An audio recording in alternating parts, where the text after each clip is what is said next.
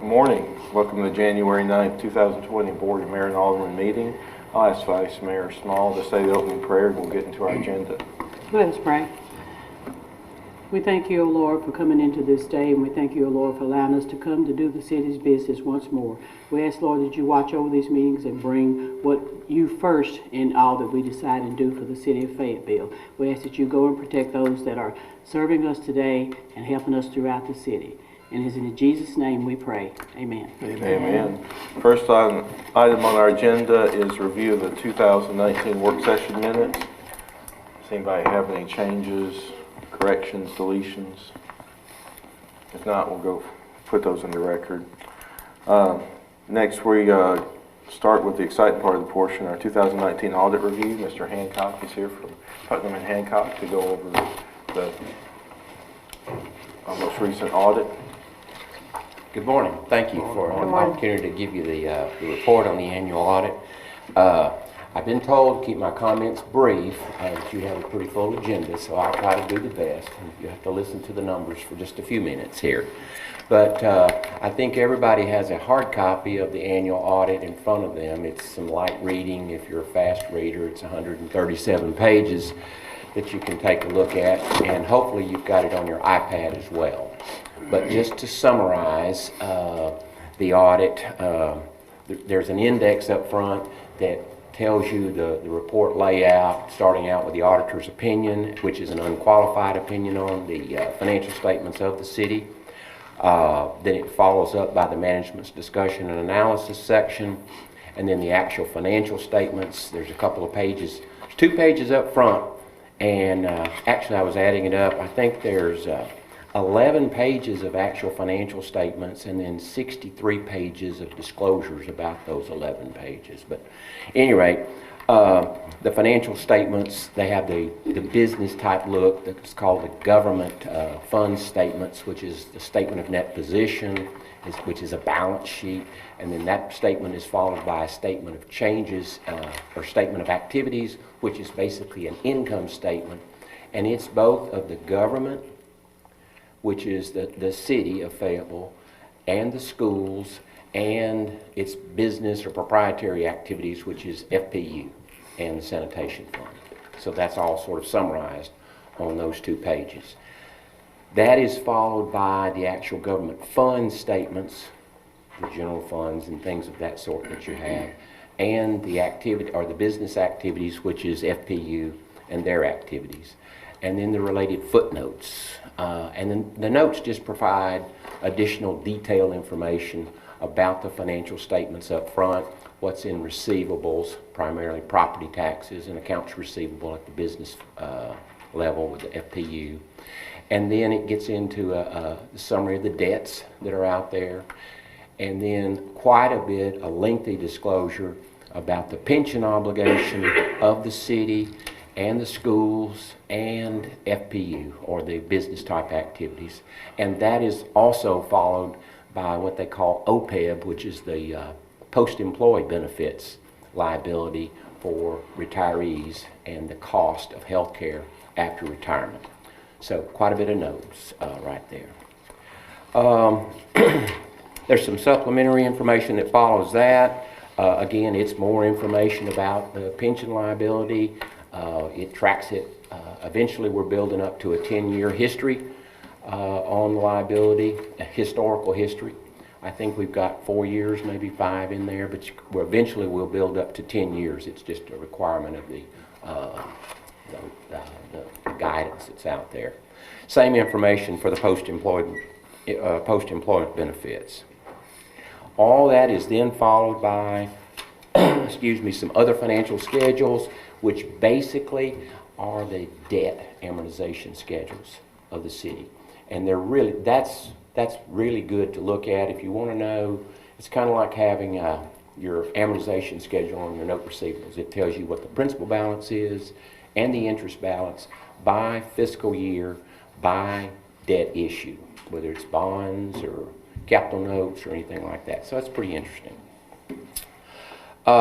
That is followed by a required report on the city's internal control, compliance with internal control and government regulations and whatnot. Then we do have one finding this year.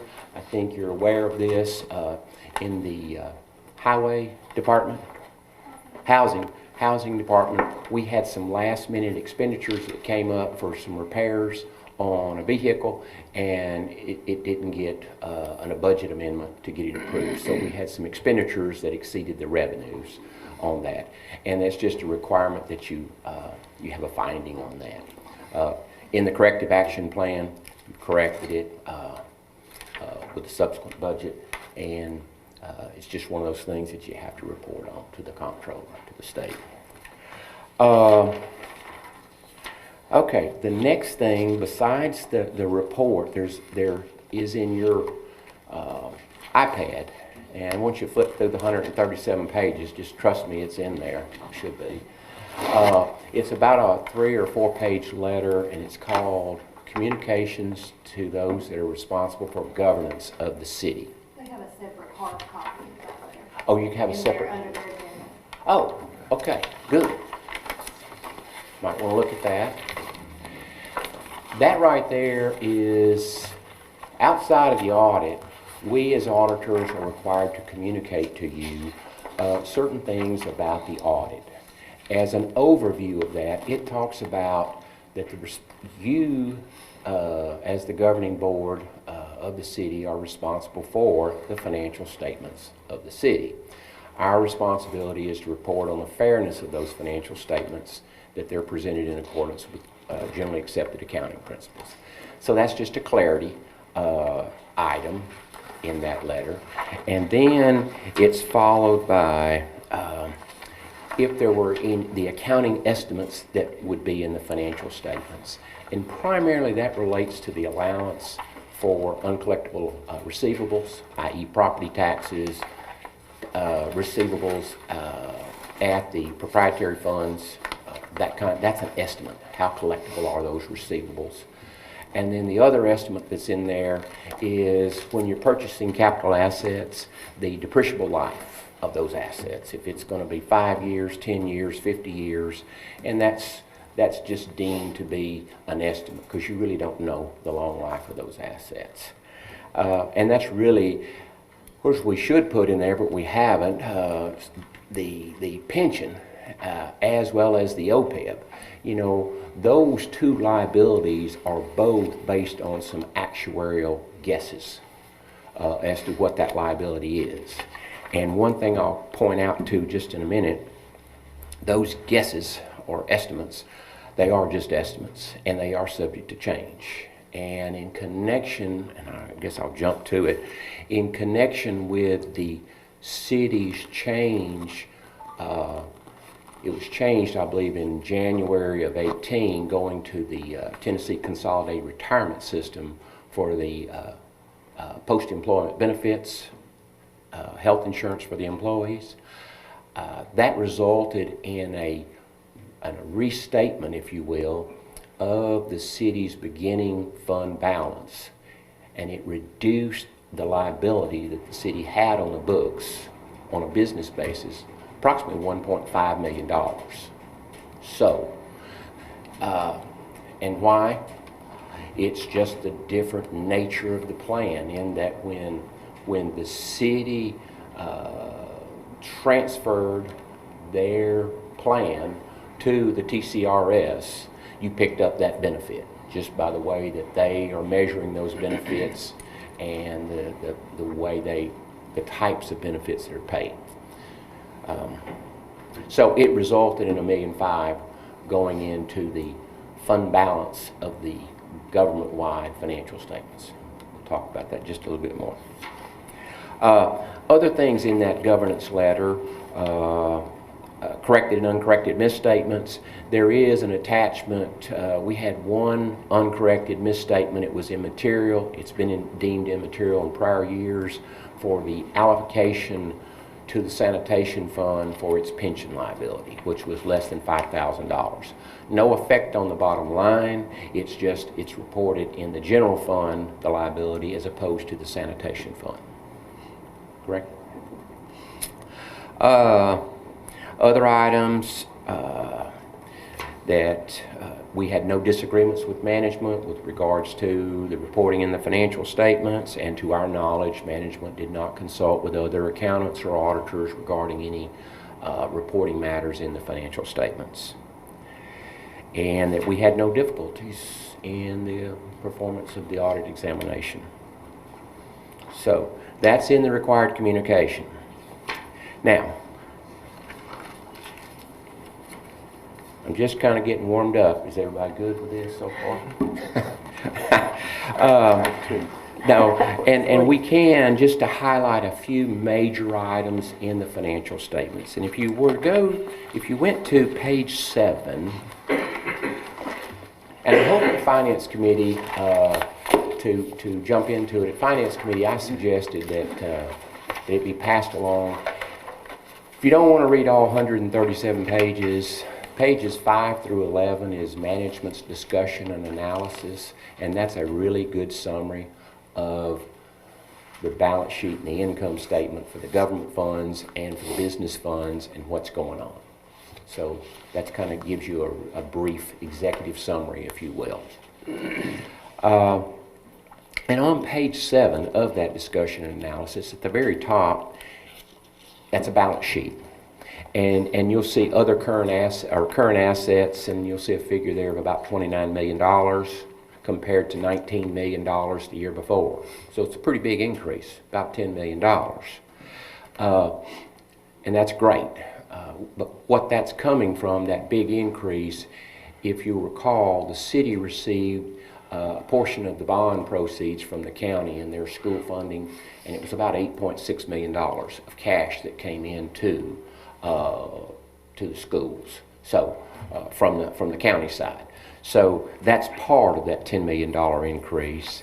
And then we borrowed some money for purchase of the new police vehicles prior to the end of June. Now we didn't purchase those vehicles till after June, so the payment for those will occur in your 20th fiscal year, but the cash we had on our books in the 19th fiscal year. So that was another $500,000 that came through, and we had made a few payments on those as of year end. The city also transferred about $750,000 into the capital projects funds, so that was another increase into cash right there.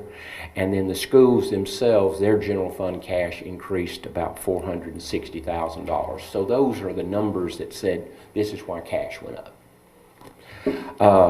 Other things on that statement, just to highlight a few things, if someone were to ask you, long-term liabilities, you'll see $11,700,000 compared to $13,500,000 the year before. It's about $1,800,000 change. Again, this gets back into that. Most of that is due to that change in the OPEB liability from the way it was reported in the 18 financial statements versus the way it's reported in the 19 financial statements. And it's just due to changing in the way it was measured by a previous company and the way it is computed by TCRS. $1,500,000. That's it. One thing that I brought out last year, and I think everybody kind of liked it, is the debt service coverage that the city can handle, if you will. And so we updated that this year, and comparing the end of June of 19, if you take a look at the city and the schools and the proprietary funds, if you put them all together, we have a combined debt service coverage of 3.02 times debt. That's really strong, okay? Now that compares to the year before figure was 3.05 times debt service coverage. So we're very stable, very consistent in our debt service coverages, and I should say also we've had a stable year at the city level from its operations standpoint. That 3.02 is kind of broke down. The city itself has a 3.83 coverage compared to a 3.54 coverage the year before. The schools coverage slipped a little bit just because of some changes. It went from a 3.59 down to a 2.93, still very strong. The The business activities went from a 296 to a 293. So again, consolidated 3.02. You know, if you park that in your memory, we're very strong on that. So the higher that number is, The better. The better. Yeah. But generally, to Right. give most bond covenants in municipalities and governments Right. are going to say a minimum of 1.15 to 1.12. So we're double that Oh yeah, very easily. on debt. Okay. So you guys are doing a great job monitoring your debt capacity. Great job. Well, I'm sure Jeff Alder's proud of that. I am. I like hearing that number a lot. It's very Yeah, good. it's a comforting number. Yes. It's a comforting number. That's really, we've discussed the communications with governments. We do have another letter, I think it's in your package there, about some suggestions that we made for improvements in Hey, I've got one more controls. question on Yeah. page 7, if you don't mind. Sorry. But at the very bottom, it says the city's total revenue increased 12.57% in the, in 2018. Total revenue to the fiscal year of June the 30th, through June the 30th, while the expenses increased only 0.39. So that little statement you got at the end on page 7, Those percentages, yeah, that percentage, I guess, reflects everything you just told us about. It does, because keep in mind what's in that revenue figure, just Right. by the way governments were reporting. Yeah. I've got that $8.6 million Right. up in that revenue figure. Yeah, I was kind of wondering when I saw that. I thought, well, It's kind of, it's a blip. Right. Yeah. Next year should come back down to kind of normal on that Right. right there. Yeah. well, maybe we'll get another 8-point-something million. We'll take Okay. that. And, Just kind of a weird percentage. it's a very weird, and in fact, it's a good point. You'll see, if I can find it here.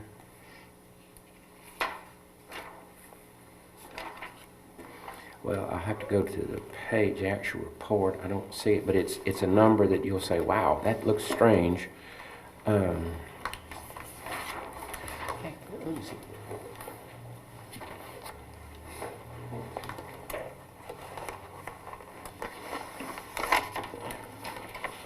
Yes.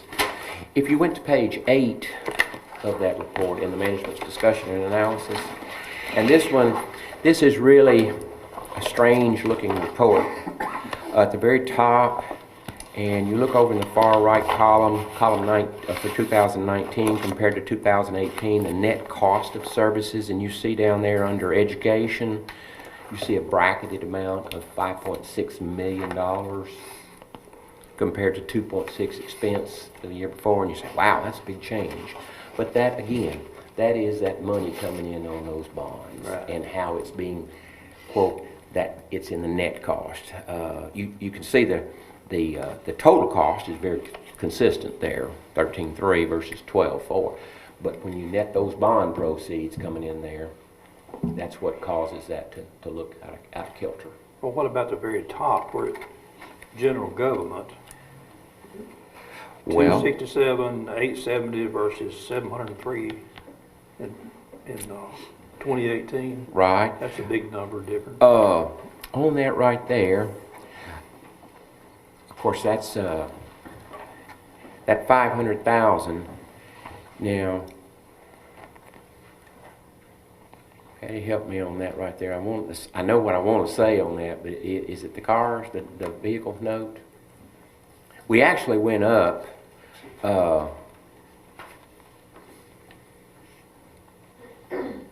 Like it's saying the cost of services went down 500,000. Well, they didn't. It's the money that we borrowed Okay. on the That bumped at vehicles. 703. Mhm. Okay. Yeah. All right. That's when you go Right. through all the maneuvering in the statements and so forth. It's back to that note right there, Right. because our debts we paid here at the city and the school. We have a shared bond issue, a 2013 issue. That's debt service is about 500,000 a year on that. We split it pretty much 50-50 between the schools and the city. That was paid out, but it's this other money that came in what we borrowed. and we didn't spend that until this next year. I think that's where I am on that. With that, I don't have any other comments other than to leave it with you and request that if you'd let us know if the financial statements do get approved at next week's full board session. So we're ready to submit it to the comptroller's office type thing. But I'm open for any questions. That's why I brought Patty. On page 8, Page 8? page 8, revenues by source Mm-hmm. at the bottom. We see the property tax, we see the sales tax, which is up quite a bit. In lieu of taxes, is that just mainly the private factories only? Yes. That's not FPU, that's just, No? that's private. That's private, yes. Private, Yes. right. Well, it would have to be because we get another $2 million from, Down below, where you see transfers, that 1.7, that's kind of the business activities, the way they have to Right. report their taxes. Yeah. But the in lieu up here is from private companies out there. Around. so that bottom on transfers is what? It's transferred from FPU back to the city. Yeah. But we call that we call that in lieu, I believe, on our, also on our. The Financials we state get makes monthly. us report that Right. down As there transfers. as a transfer so Right. that when they net. Right. But it's in lieu. I mean, Because that's how it's internal, computed. it's a transfer. Right. So we're looking at a 1.7 plus 500, we're looking at a lot of transfer in lieu of taxes total. Mm-hmm. We put Yes. it all together. Yep. I didn't know what that transfer was down there. I didn't know, because we call it something else. No, it's just purely, that's just transfers in from the, in fact, I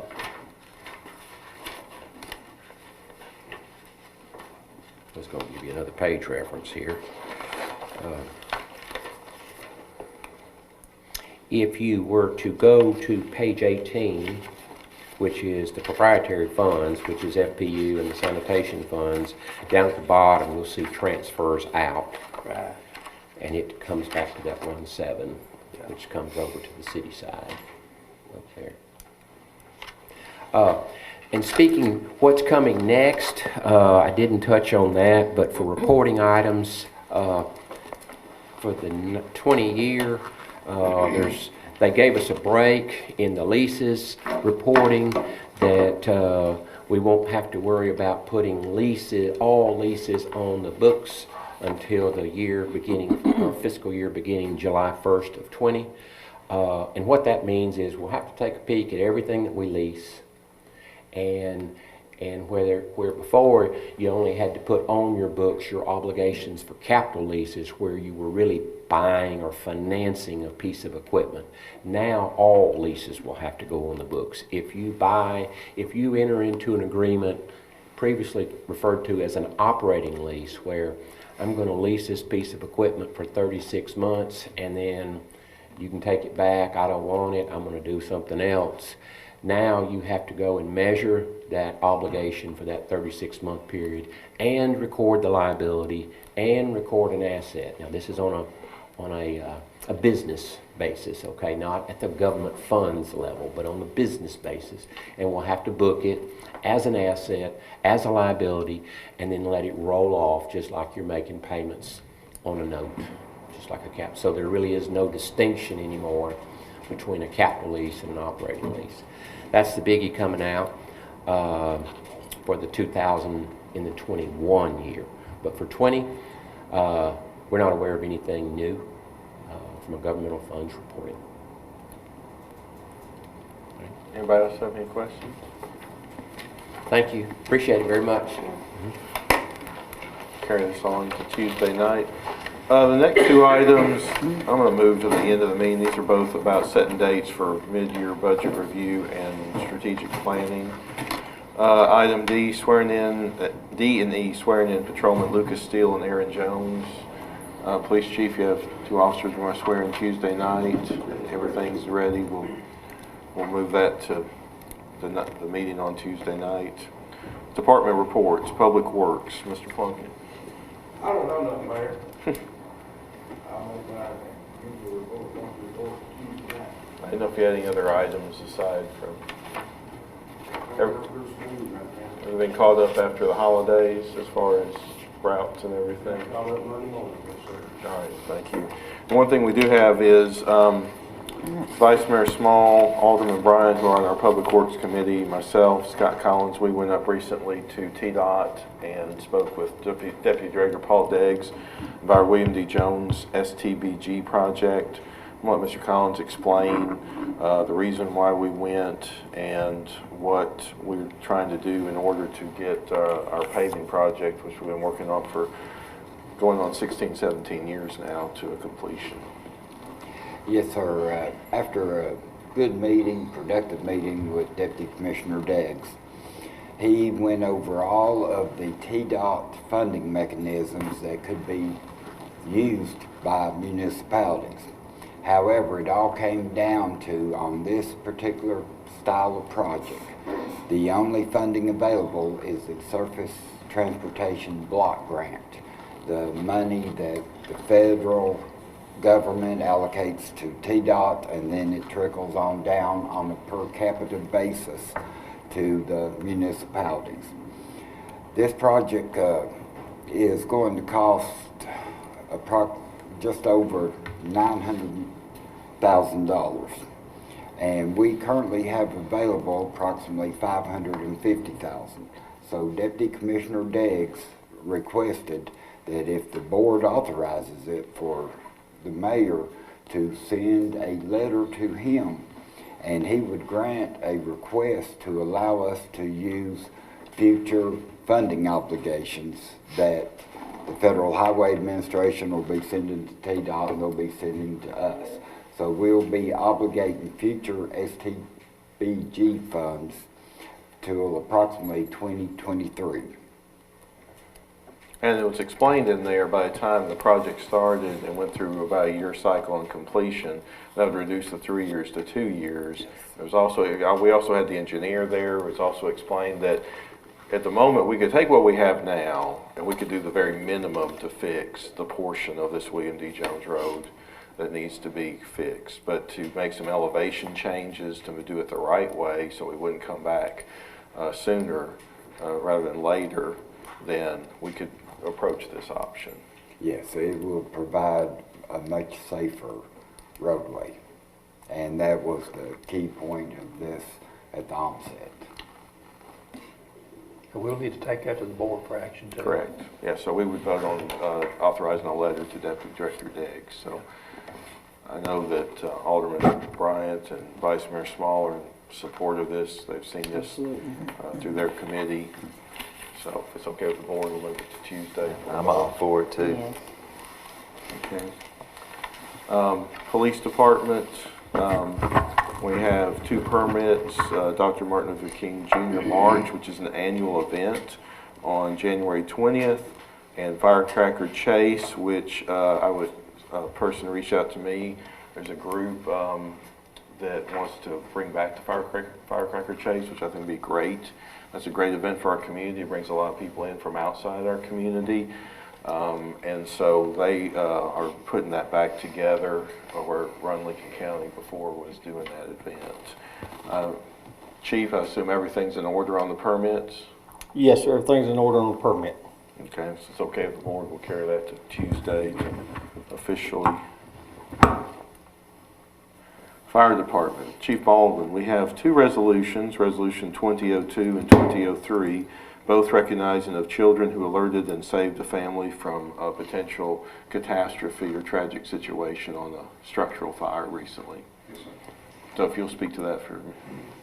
Sir Lane, age 8, and Mia Zerati, age 6, were responsible for waking up a household of, well, it would have been 7, but 2 of them were awake, so they woke up 5 more people on Adams Street back October the 25th, and were able to successfully get all the occupants out safely. The house was a total loss, but the family survived. These 2 children, we would like to honor as community heroes and make them voluntary, or make them honorary members of the fire department. I've got a couple of helmets that I would like to give them. That's okay with the board? Take care of that. Anything else you have? No. Thank you. Parks and Recreation, coming out of the committee where the Fayettville City School System Facility Users Agreement, a couple years ago, board took action on having a user agreement between our rec department and the school system.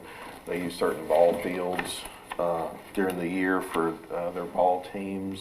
It came earlier about whether we were going to charge them a fee to use those fields, but I think in light of a meeting the other day, it was brought to our attention the amount of money that the school system's invested on top of what we do to keep our fields, and that language is not in there anymore. And the main reason we're talking about today is we talked about that we would review it on an annual basis, this agreement.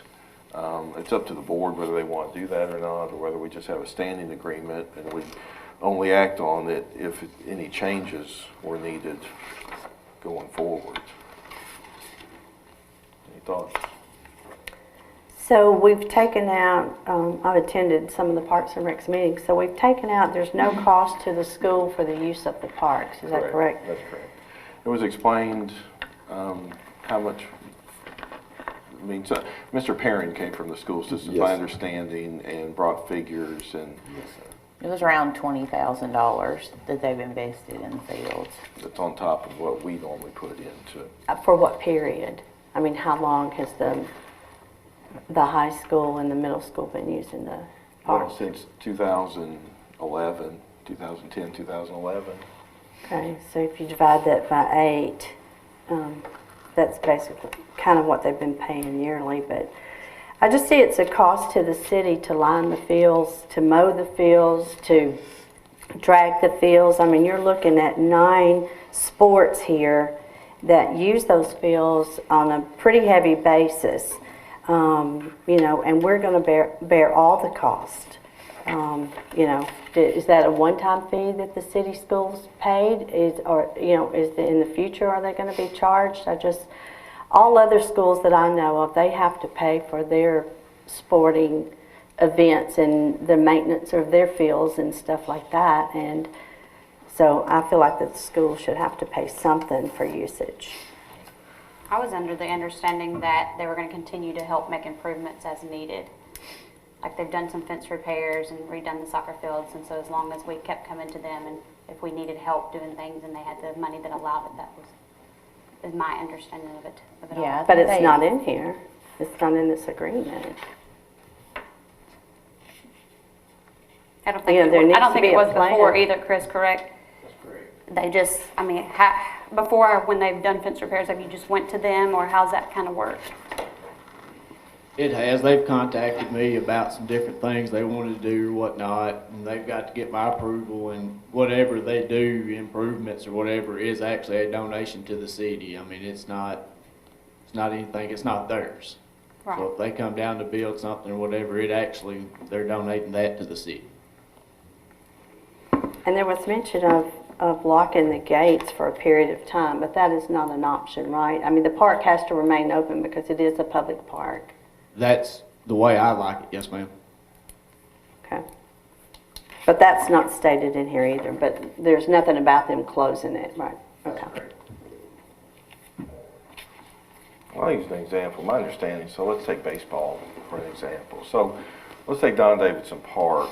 So if the baseball team, the city baseball team's going to use that, they're not using it. There's at least 4 to 6 or 7 fields down there. They're not using all those fields. They're using one field, and they're working that field themselves and lining it. Those coaches spend a lot of time doing that type of thing. So they're not using the totality of any of these parks or anything like that. So that's, I guess, my example of they're using small portions of each of the parks. And for the Little League sports, I mean, we budget in the city and these little baseball leagues and everything. I mean, mainly the money they have is to cover the expenses of the team and to have shirts. And but we line that, we work those fields, we keep those fields clean. So anyway. And one of the changes we made this year is we took over the concession stands, and we did pretty good on those last year. So that'll help, I think, cover some of the costs Oh, of absolutely. what We it. made a lot of money from that standpoint. Well, Mr. Perrin stated in the meeting that these games are illy attended, that the spring sports are not a revenue maker. That's great, and that's traditional anywhere. Baseball, soccer, those are not revenue generating sports like Right, a football so or basketball. if they're not attended well, I don't know. I think maybe what he was trying to say is by the time they paid for the umpires and then maybe travel expenses to carry the kids to outside schools, they're not making any money as a school system. But as far as like concession stands, they're still making money there from the crowd that's coming in. But like Tanya and I go to a game and we get in free because we're employees of the, and there's mostly employed kids on some of these teams, so you're not making any revenue at the gate, is what I was understanding. Yeah. But are the people that's buying concessions, are they the Little League teams that's also playing? I mean, if the school is operating the concession stand, that's for all games. It's not just for their game. Normally, the school games are on separate nights than the league games, till maybe later in the season. Because school sports start way ahead they start, at the end of February? Plus the school seasons are short.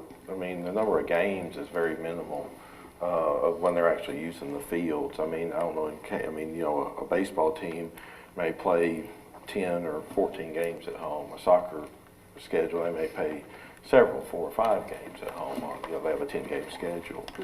We're not using it 9 months out of the year, 24/7. So.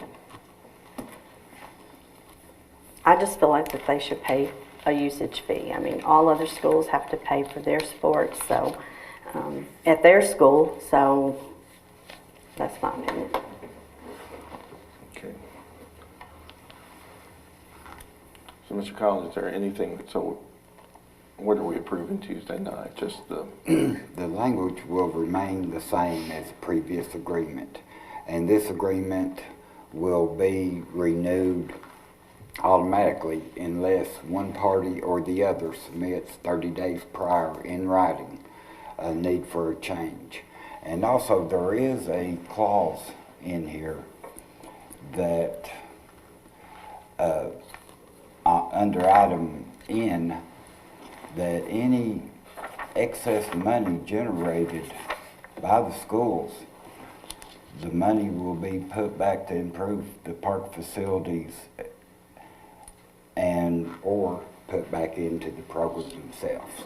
So that gives us the ability to still say, help us with the fencing, help us with dugouts or whatever. So they're not making any money off this. Any money they make comes back in to work with this, the park improvements or the program improvements. Okay, this is Tuesday night.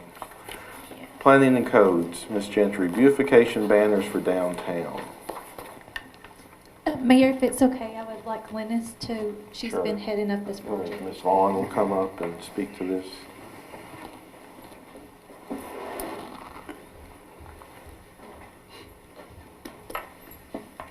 Thank you.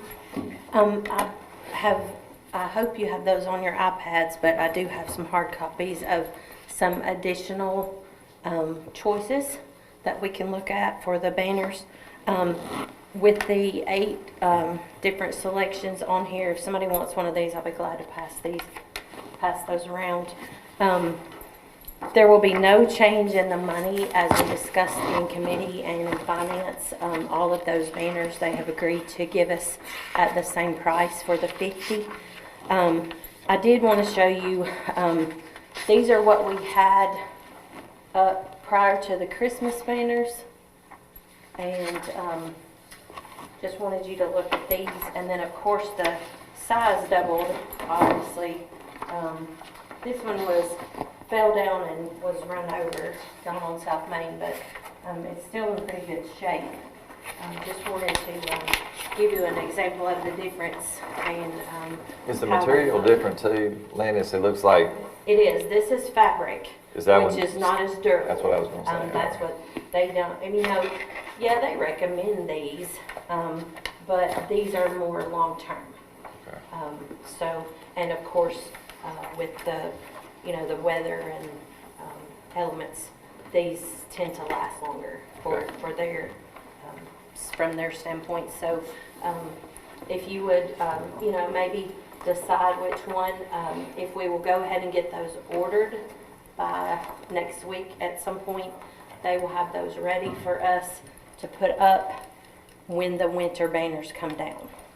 Now, if we mix them and get 20 of one and 20 of 20, you can't mix them. They have to, yeah, that's where we get the better deal, having 50 of all the same run. Well, it was brought up, and I believe the mayor brought this up. I know it did, like the one that we're looking at, bottom right-hand side. Fits in pretty good. I mean, fits in pretty good for the greenways and all, and down around the river and Stonebridge Parks and everything, but didn't know that it fit in too good in the uptown area. Right.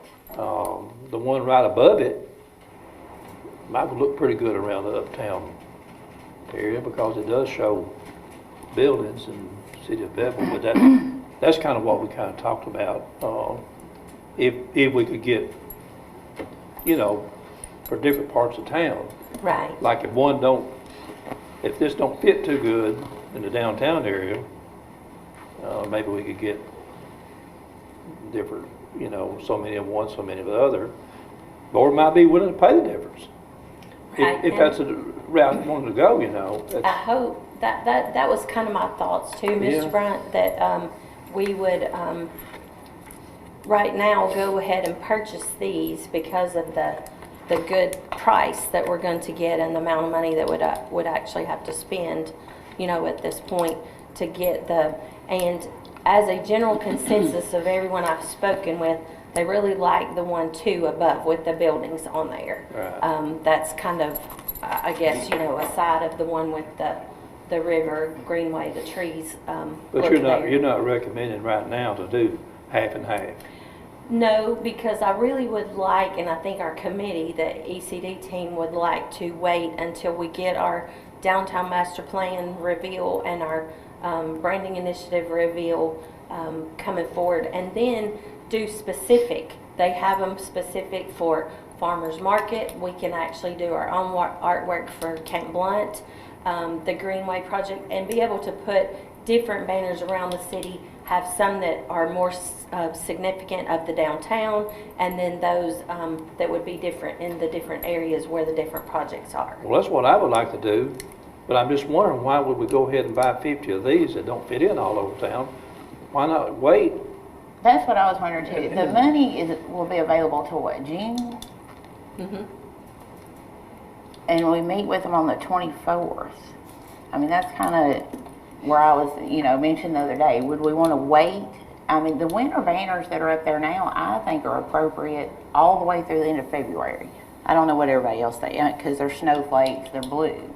I would agree with I mean, and that may be a better choice, is to just wait and see what the reveals, you know, what they come back with, and wait until then. If y'all are in agreement with that, I think that's a good idea too. I don't know why we would need to buy 50 of these, and if half of them's not going to fit in the north end or downtown or whatever, if we could wait, even if it costs a little more money, if we go wait and see what the whole plan comes together, and then maybe we could buy not just one kind, but 3 or 4 different kinds that would fit in different parts of the town. now, I would have been on board with it if we had to use them, if that money left over from Christmas needed to be used, you know, by the end of this month. No, it's still available through this budget because that money was set aside for the decorations. But I think we could get on this immediately after the 24th. You know, that would be right before our next meeting cycle. And that still would give us time, you know, what the lady explained to me, that, you know, this is busy banner season coming up. Okay. So it'll be a little bit longer wait, obviously, when we do order. Okay. But, and there may be some cost difference, because Okay. if we do a few of one and a few of the other, there may be some cost difference, and that's perfectly fine. We still would like to order the bigger ones where the hardware is already installed on the poles, so that it's an easy change out Yeah, when they're I agree taking with the. that. I think that'd be a good plan, but I just don't know that we need 50 of these. I guess this is a river running through some trees. I don't know how good that's gonna fit in a downtown area.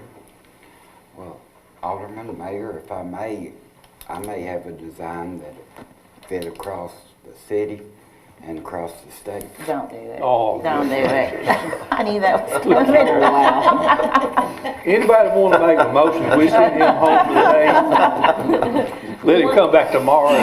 Right. One other option too would be, and we can do this, there would be an additional cost involved for just the art setup, but we could use our city logo, and those would be appropriate to use everywhere as well. I think we need to incorporate it. I mean, we put money into that a couple of years ago. And Yes. I think we need to be using that as much as we can. And, you know, hopefully Chandler thinks doesn't come back and say, hey, you need a new logo. But, so I think we need to incorporate our logo as often, like we do on our local shirts and jackets and things Right. like that. I agree. Yeah, I think so too, and it's, somehow or another, I think we need to have some, if we could have some banners, well, I'm not as, we might have to have some just designed or something, because like this and above up here, it's got a few buildings and everything, it says City of Fayettville, but, that word historical, anything to do with downtown historical, the word historical always stands out to me. It really does. Because that is the center of our right now universe. We don't have a count block right now. We got a downtown right now. Right. Yes, sir. And I like the black one myself, but I know we can't use that, but I like it. Well, I like I mean, we can put these back up. It'll mean changing the hardware back out. No, I don't but think we need that's to do what we that. were I'm just thinking. saying I like what it says. Yes, Yeah. and what if I, at this point, go back to the lady and see if they would produce us a picture of a banner with our logo on it and present that back? Well, maybe it's a little bit. And wait till, Yeah, or maybe a till little bit of get the artwork ribbons. with some, if you have some artwork with some, just a little bit of the buildings that would be somewhat, look somewhat like the ones we've got downtown. These right here really don't. This is more like, above is more like a apartment building or something right. in a way. The tall one is, maybe the one on the left might would fit, but I just like to see myself, if it takes a little more money and more time, I would like to see something more, not just generic. I'd like to see something that fits where we do. I'm in what I like to agreement, see. sir. Yeah, and I'd like to talk about, like the one you suggested, the one in the bottom right. You know, maybe adding even more banners, like at the entrance to the Greenway. Yes. You know, kind of having those line that street, and what is it, Elk? Yeah, we can do that. That's no I'm sure problem. Because that would look good. Sorry. Okay, sorry. I'm sure in your discussion, she'll talk about pricing if there's any Yes, that will go with absolutely. these changes or suggestions that we're asking for. Yes, ma'am. So we can have those figures as well. Sure, I'll be glad to get those. Thank you. Ms. Gentry, you have anything else? I'll do a full year-end report Tuesday night that will cover how many permits and violations we had in 2019. Okay, great, thank you. IT department, you have anything, Mr. Taylor? Not really. I can give you an update on the new projects if you'd like. Yeah, we do. Yes. The only thing with our payroll conversions, we're in the final phases of that. We're going to test this next week with it. All departments are using our time clocks, and all the hours are being calculated correctly. So we're in the final phases of bringing that into local government. We had a little issue inside of local government because of the way it was set up. It was not set up to bring in hours. It was just set up to basically key in numbers. But Adrian's been working very hard with local government, and I think we got that issue taken care of, and she'll be making some changes. So we'll be going into a test environment on this payroll run, and then hopefully by the end of this month, we'll be completely live with payroll. So we're very excited about that. It will save a lot of time in the front office. How about the Wi-Fi on the square? You've been doing some testing before Christmas and stuff. Yeah, I have been doing some testing, and now that this payroll conversion's out of the way and the holidays are out of the way, we should be getting back on this next month too. And so it's pretty well ready to be put up. It's just, you know, I want to do the final testing on that and maybe decide on the backbone, because once you do put a public Wi-Fi in place, you've got to be concerned about the bandwidth that the city only has to provide public Wi-Fi. So I'm going to have to maybe work with FPU to see if they can increase the bandwidth or give us a separate line just for that bandwidth, so we don't interfere with the city's operation. Sure. Sure. That's it. All right, anybody else have anything for Mr. Taylor? Thank you. Okay. Under Finance, ordinance 2021-01 budget amendment. Stacy, will you explain what you explained to the Finance Committee a couple of days ago about making end of the year adjustments that we had voted on as a board? Amendments. My notes in front of me. This budget amendment basically takes into account everything that the board has voted to spend. Some of them are items that were voted on in FY19, such as the police cars, the branding initiative, the downtown master plan, but the money did not begin to be spent until FY20. If you want me to do a quick run through on the revenues, you're looking at a transfer from debt service to the general fund for the note issue. And then the insurance proceeds from the tractor that was totaled. On the expense side for general government, you have legal services, the employee assistance program, an errors and omissions claim premium, the hands-free mics for here in the auditorium, and $35 for the Friends of the Veterans for the Warrior exhibit. Thank you. On the expense side for public safety, you have where we're actually purchasing the police vehicles now in FY20 and fire overtime. On public works, you have some workers' comps deductible, the Norris Creek drainage, and an AC unit for the garage. And then under health, welfare, and culture is the rec feasibility study, the art mural, the downtown master plan, the branding initiative, the purchase of the lot on Lynn Drive, the Camp Lunt engineering services, and some reclassifying some costs in the fall festival and Christmas at Stonebridge Park. We had almost a $30,000 increase in our liability insurance premiums due to a couple of claims that we've had over the last few years. So we're having to adjust for those.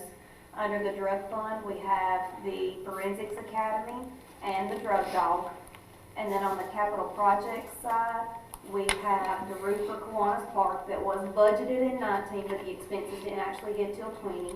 The additional funds for the ADA transition plan, the industrial park lighting, the payroll server, the public Wi-Fi, the additional funds for the fire turnout gear, the replacement tractor for the one that was totaled, a police truck for the K-9 truck that was actually budgeted in 19 but did not come in until 20, and some upgrades to the media in here in the auditorium. Again, was budgeted in 19 but actual expenses didn't completely finish until 20, and then the Christmas decorations.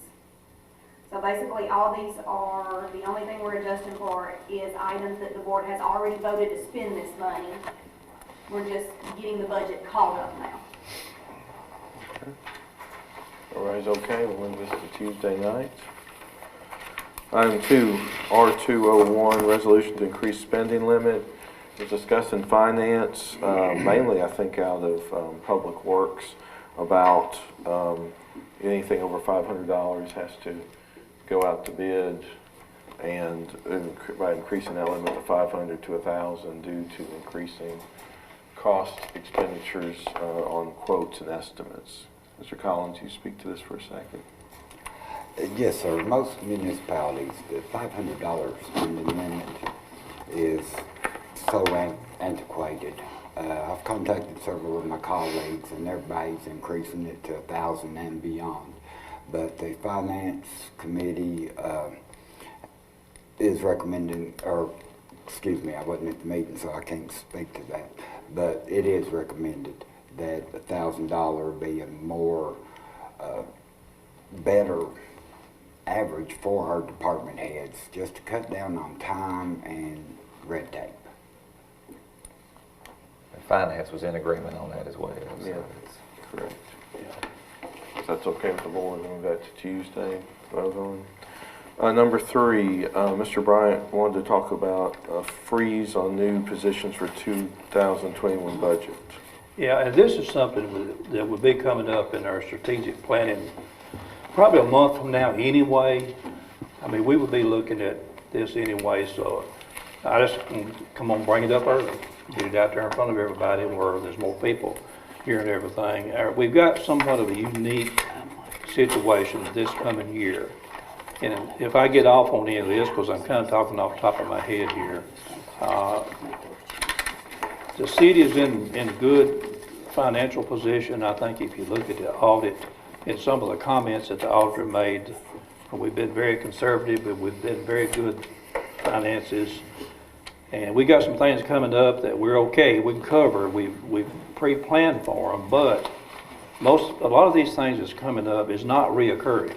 There are things that we're going to take a hit on and it's going to be over.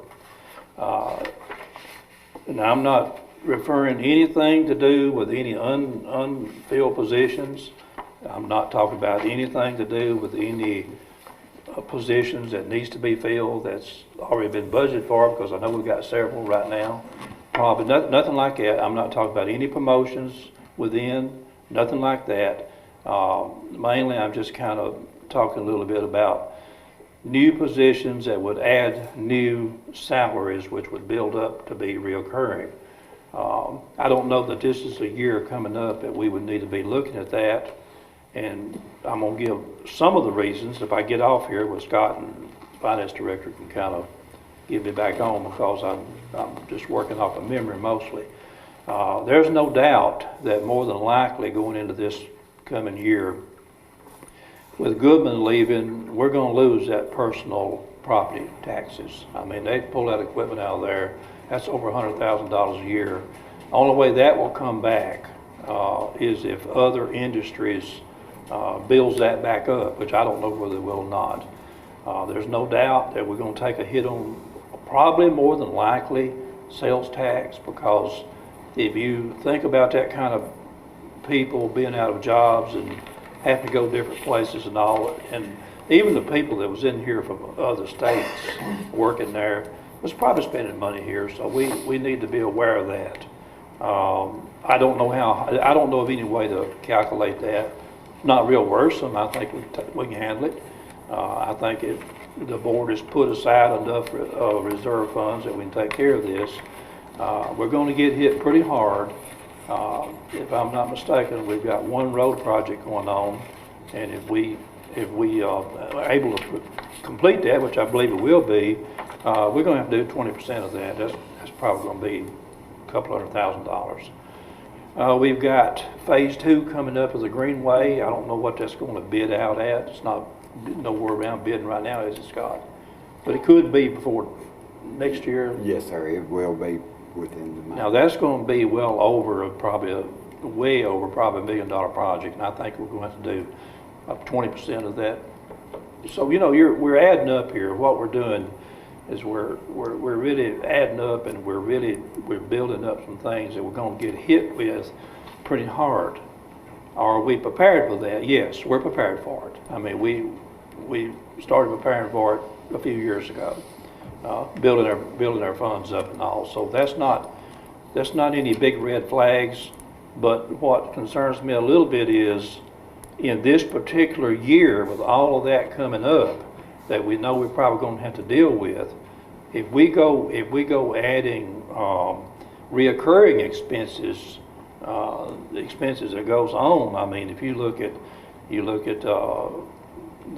bond, you look at the grants and all, that if we pay out that, it's paid out, and it's going to build back up. That revenue will build that back up because it's over with.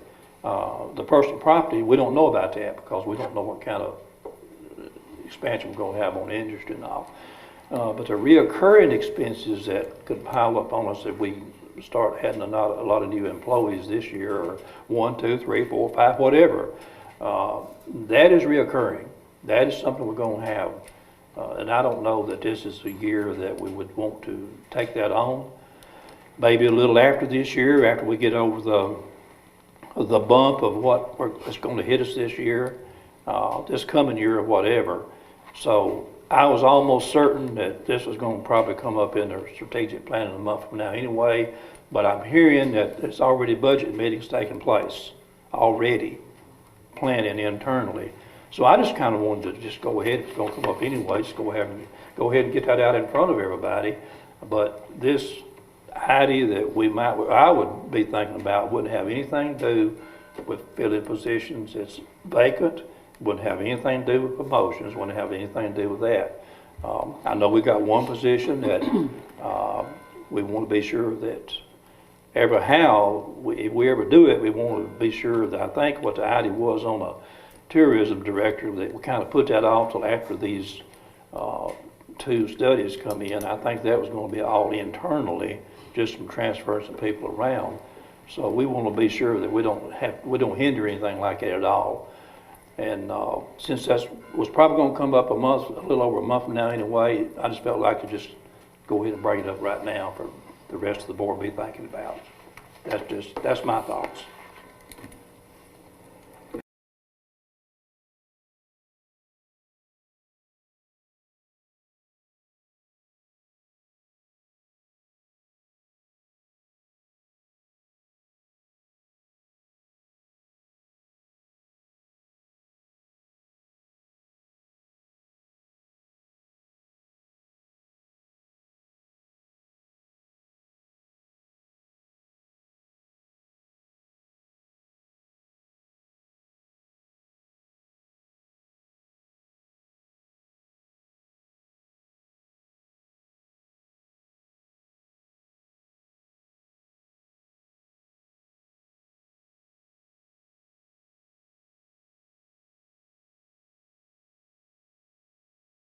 Sure. This is a no action. Sure, yeah. This is just some ideas to be thinking about, to have discussions going into the strategic planning. Sure, and that leads us into what I kind of moved down to the bottom of the agenda. I had suggested for this board to do a mid-year budget review on this current budget. I think all the things you just said a few minutes ago are all pertinent to reviewing where we're at, gives us a good idea going into our strategic planning. So I'm asking the board, and I'll have Mr. Collins be the point person to look at the last couple of the months, the dates between the 20th and 23rd or the 27th and 31st, for us to have an afternoon meeting late in the day to sit down and spend some time, a called meeting, a big public meeting, to review and go over. Yes, sir. On the 28th will be the planning commission. Right. So that date should be considered.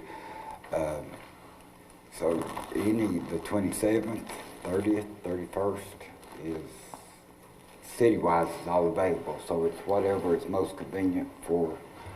What is this, for the budget meeting? Yes, this is like a halftime report, mid-year report. Of this current budget that we're in right now, just reviewing it, going over it, seeing where we're at. Like Alderman Harmon said, it's just giving an update there on the sales tax, where we're at the moment, but seeing where we're at, whether we're behind or ahead in some departments.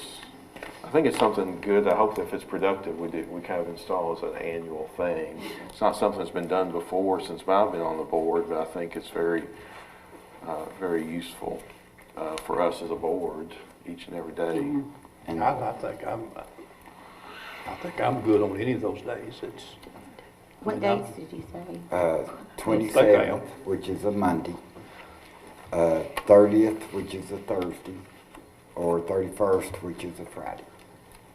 A Friday evening or during the day? You all said this. Well, we got people working during the day. I mean, that. Yeah, evening probably best. It gives you more time. You don't feel like you're in a crunch, that you got like an hour or two.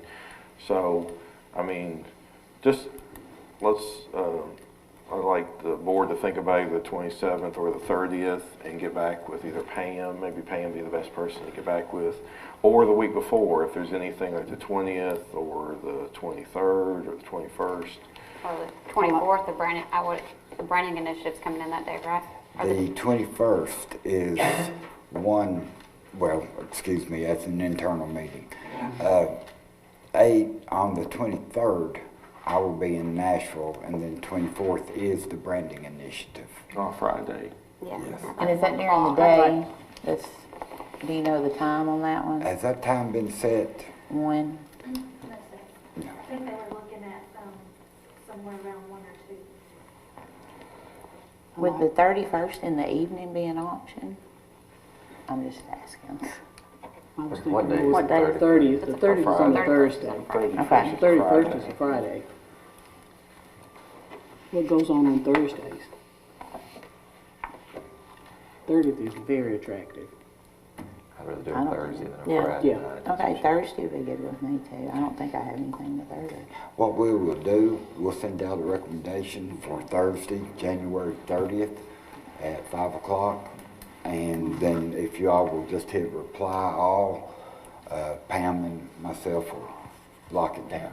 And it's something we all need to be at. I don't think it's good if it's something like somebody has a conflict. I think we all need, as a board, need to be there at that so we can all have our input. So something we hopefully all agree to. And then This would be an open meeting, right? absolutely, it'll be Advertised posted, and all. posted. Yes, it will be and- posted. Absolutely. And then Scott, I'll let you send out some suggestions on the strategic plan. We as a board can decide whether we want to do it in February or we want to do it in March. I wouldn't wait till March. I agree, I think the earlier the better. Yeah. And also I wanted to ask about, from last year, our MTAS representative has left. And do we have a new permanent one yet? I've already had conversations with Mike Talent. He is the temporary MTAS consultant, but Mike was the previous executive director. And he's already agreed to come and facilitate the strategic plan for us. He told me just to let him, whenever y'all decide the date, he said he'll make it work. But at the moment, they haven't put somebody No. permanent yet. Okay. Any other members have something they want to bring forward before we adjourn? I've got a couple of questions I want to ask Mr. Collins. On the dress code, how are we progressing on the dress code for the employee handbook? We have not. No. We have received some information from other municipalities, and we did that prior to the holidays, but then things slowed down over the holidays, but we'll pick it back up now. Okay. And the same thing with the printed material. Do we have a policy or procedure on that? Yes, ma'am. That was somewhat misleading. During the last meeting, I believe there was a little confusion.